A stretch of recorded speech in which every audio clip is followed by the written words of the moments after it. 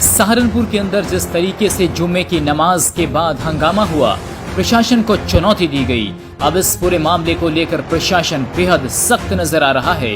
CM योगी के एक आदेश के बाद अब दंगाइयों की खैर नहीं होगी, संपत्तियां जब्त की जाएंगी, बुलडोजर चलेगा। लेकिन विपक्ष के नेताओं को अपने वोट बैंक की चिंता भी सताने लगी है और हमदर्दी में जाकर अधिकारियों से मिल रहे हैं और कह रहे हैं कि बच्चे हैं, बच्चों को उकसाया गया, इसलिए गलती हो गई साहब, माफ कर दीजिए।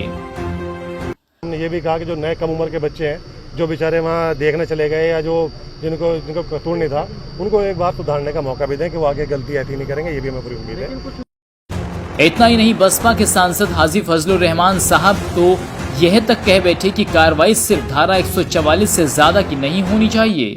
और ये कहने के लिए आए थे कि जो बेकसूर लोग हैं उनके खिलाफ कोई कार्रवाई नहीं होनी चाहिए, और अगर कुछ है तो धारा 144 के तहत ही कार्रवाई होनी चाहिए, उससे ज्यादा कुछ नहीं होनी चाहिए। सबसे बड़ा सवाल ये है कि जिस दिन उपद्रव हो रहा था उस दिन एक भी नेता बीच में आकर ये नहीं बोल पाया कि माहौल को शांत कराया जाए। लेकिन अब डरते डरते दबी जुबान में ये नेता बोल रहे हैं कि कार्रवाई तो होनी चाहिए, लेकिन इन नेताओं को भी मुस्लिम वोट बैंक के खिसकने का डर सता रहा है, क्योंकि जब चुनाव आएंगे तो सवाल पूछा जाएगा कि जब मुस्लिम लड़कों पर कार्रवाई हो रही थी तब कौन सा मुस्लिम नेता आगे आया।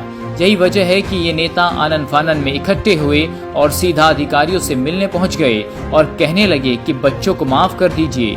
अब योगी सरकार तो कह रही है कि आरोपियों को बख्शा नहीं जाएगा, गैंगस्टर की कार्रवाई होगी, संपत्ति को जब्त किया जाएगा।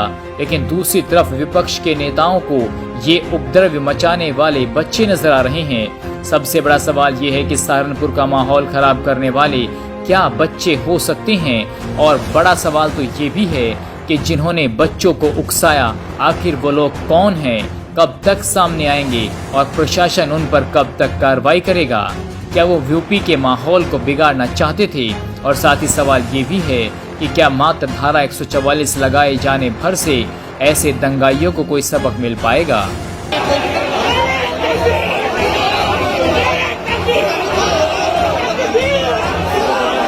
जुमे की नमाज के बाद कुछ बदरवियों ने यहाँ से निकल के मार्च करके अगले चौराहे तक जाने का प्रयास किया।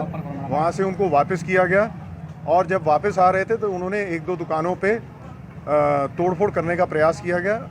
उसके बाद उनको खदेड़ा गया लाठीचार्ज करके, और आज कल उनके खिलाफ एफआईआर दर्ज करके कुछ की अरेस्टिंग कल हुई है। आज 48 लोगों की अरेस्टिंग टोटल हुई है और भी लोग आइडेंटिफाई किए जा रहे हैं।